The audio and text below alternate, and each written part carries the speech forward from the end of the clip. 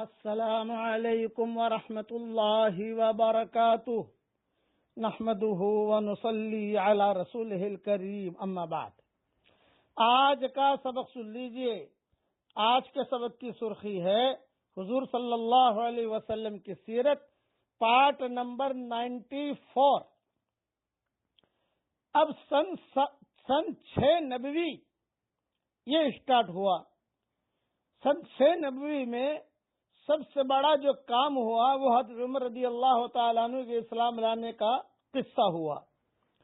ابو جہل نے اعلان کیا مکہ مکرمہ میں سن 6 نبوی میں، اور یہ اعلان کیا کہ بھی ہم لوگ بہت تھک گئے ہیں، ان کا مجمع بڑھ رہا ہے، چلو میں آفر کرتا ہوں۔ ابو جہل نے کہا، اور یہ آفر کرتا ہوں کہ جو بھی حضور صلی اللہ علیہ وسلم کو نعوذ باللہ قتل کرے تو میں اس کو 100 اونٹنیاں دوں گا۔ 100 اونٹنیاں یا اونٹنی یا اونٹ کا اعلان کیا۔ 100 اونٹ کا مطلب یہ ہے 100 BMW دوں گا، 100 مرسیڈیز کاریں دوں گا، یہ مطلب ہے۔ اس زمانے میں اونٹ کے اور اونٹنی کی قیمت آج کے BMW کی ہوتی تھی۔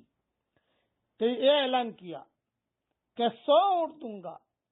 حضرت عمر رضی اللہ تعالیٰ عنہ کے کان میں یہ اعلان پڑا تو حضرت عمر رضی اللہ تعالیٰ عنہ سیدھے ابو جہل کے پاس گئے اور کہا، بھیا میں نے یہ سنا ہے کہ جو محمد کو قتل کرے تو 100 اونٹ تو دے گا، یہ کیا خبر صحیح ہے؟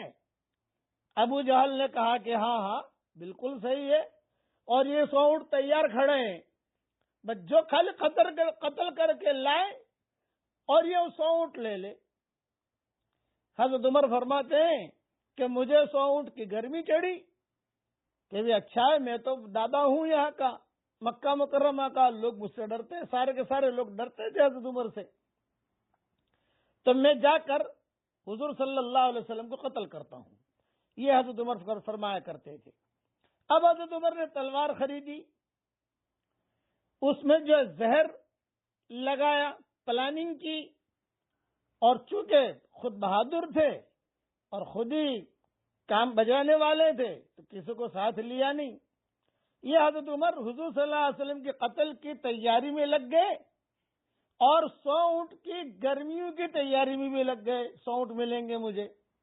اور یہاں حضور صلی اللہ علیہ وسلم کا یہ ماحول تھا کہ حضور صلی اللہ علیہ وسلم جو ہے وہ روزانہ دعا کرتے تھے، اور دعا یہ کرتے تھے کہ اے اللہ، مکہ میں 2 آدمی بڑے خطرناک ہیں جو میری مخالفت کرتے ہیں، ایک ابو جہل ہے اور ایک عمر ہے، تو اے اللہ دونوں میں سے جو تجھے پسند ہو تو اس کو اسلام دے دے اور میرے دین کی تو مدد کر، میں بہت تھک گیا ہوں اور میں بہت کمزور ہوں، میرے ساتھی بھی بہت کمزور ہیں، حبشہ بھی ہجرت کر کے چلے گئے، بچیاں بھی چلی گئیں، تو میری مدد کر۔ اب تو اللہ نے وہی بھیجی، اور یہ وہی بھیجی کہ ابو جہل تو اسلام لائے گا نہیں، بس اتنا۔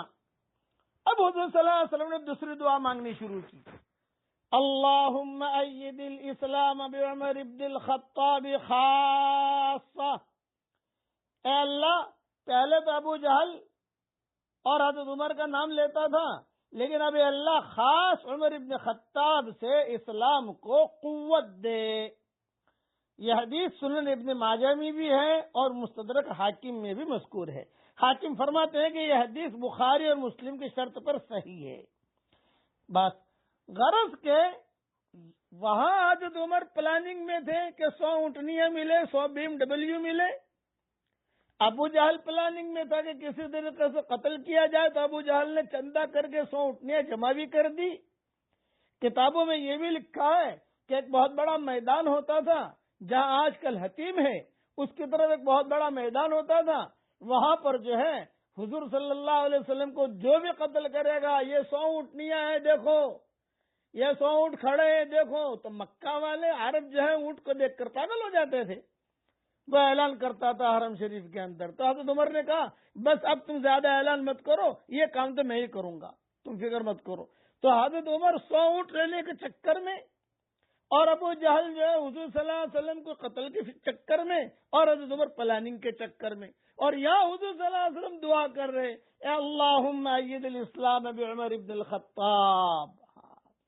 تب حضرت عمر فرماتے ہیں کہ میں نے ساری پلاننگ کر لی، تلوار بھی تیار کر لی اور اپنا جو ہے زہر بھی بجھا دیا، اور میں دیکھتا رہا کہ حضور کہاں ہیں. حضور صلی اللہ علیہ وسلم اس وقت میں جو ہے دارالارقم میں تھے، وہاں سارے کے سارے صحابہ تھے، جو بھی کمزور صحابہ وغیرہ سب وہاں تھے، حضرت حمزہ بھی وہیں تھے، سب اسی جگہ رہتے تھے، ڈرتے تھے باہر آتے ہوئے.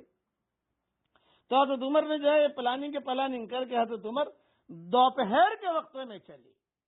کہ دوپہر کے وقت میں حضرت عمر کے ذہن میں یہ بات تھی کہ یہ وقت جو ہے زیادہ بھیڑ بھاڑ کا نہیں ہوتا، کہیں اکیلے میں مجھے مل جائیں گے تو میں کسی طریقے سے بھی ان کو قتل کر دوں گا.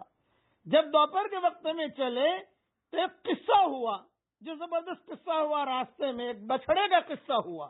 یہ بچھڑے والا قصہ کل انشاءاللہ پورا